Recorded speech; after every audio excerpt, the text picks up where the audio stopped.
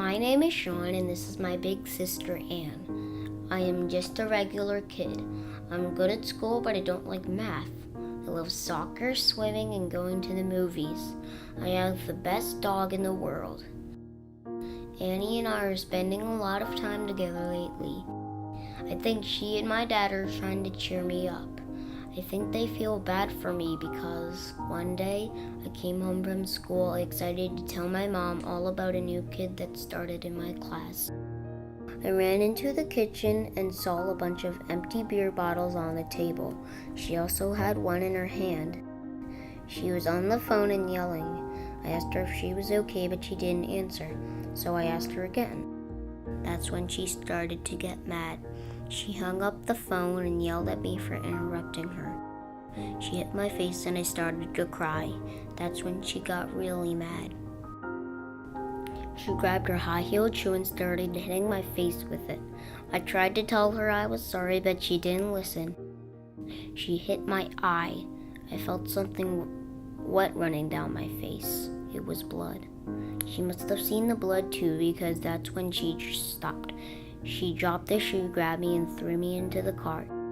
She drove to my aunt's house and dropped me off. She didn't even get out of the car. My aunt took me to the hospital right away. After the nurse talked to me, then the police wanted to talk to me. That started a lot of different people coming into my life. Caseworkers and police were talking about taking me out of my house and arresting my mom.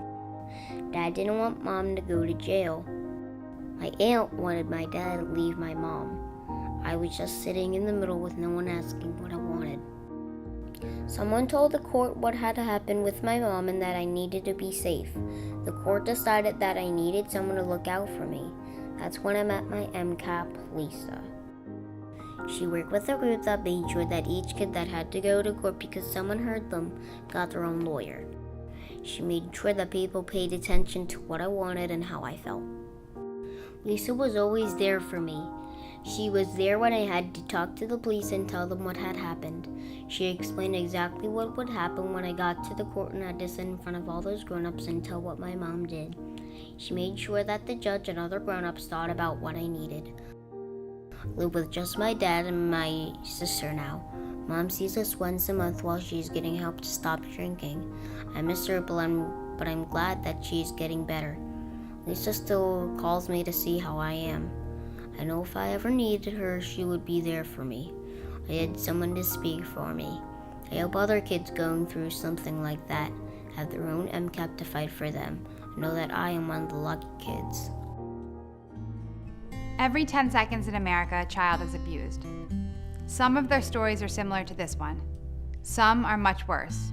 These children can be black or white, rich or poor, boys or girls. They can be any religion and any ethnicity. The common denominator is that they have all been hurt, and most likely by somebody close to them whom they trusted. Too often, these children are then thrust into a cold and intimidating justice system without support or guidance. The overwhelming atmosphere of a courtroom, the fact that their abuser is present, and the unapproachable language used by attorneys is enough to give any child nightmares, especially a child suffering from the trauma of abuse. With nobody to help them express their wants and needs, it's possible for the outcome of the legal proceedings not to be in the best interest of the child. Since 2004, the Montgomery Child Advocacy Project, MCAP, has stood with the children of Montgomery County, giving them a voice in the courtroom, an advocate in the system, and a champion in life. For many of these children, they would tell you that throughout the proceedings, their court-appointed MCAP advocate was the only person that they felt was truly on their side.